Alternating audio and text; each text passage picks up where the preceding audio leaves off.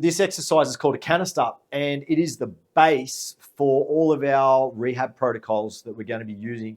So it's really important that we know how to get into this position and be comfortable and confident with holding it so that we can add challenges on top. The canister is basically an organization and activation of the torso and the core. So it's getting into a really good, strong position and being able to hold that so that then we can add these challenges on top and get you strong and stable under different challenges.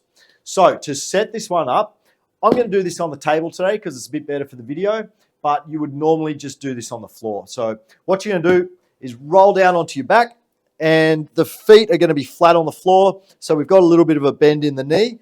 And then the first thing that we're going to do with this in setting up the canister position is we've got to set the neck into a neutral position. So you'll notice what I've got here is a couple of towels that are just sitting underneath the back of my head. And that just allows my neck to be nice and neutral, and I'm not having to do any work to keep it there. If I don't have any support underneath it, my chin can go into different types of positions, and it just takes me way out of neutral. So it's important just to have a little bit of support underneath there, and you'll just be nice and neutral and you don't need to work for it. So that's number one, is taking care of the head and neck position. And then number two, in setting up the canister, we go down to the shoulders. So what you're going to do down here is the cue for this one is to roll and glue your scapulars down onto your ribs. So you're going to shift those down, roll them in and tuck them in. And then you're going to notice that that flares out the ribs. So these start to pop up a little bit. So that's the next thing. We're going to move down to the ribs and breathe out and then push your rib cage down into the floor. So you're going to start to flatten all that out and then push that down into the floor, and you'll notice that that ridge there starts to go away and we flatten all of that out. Now, in setting up a canister, we've got to start to seal it off from the bottom. So what we're going to do here is bring the glutes into it, and that's a squeeze of the glutes. It's about 20%. It's not a big contraction.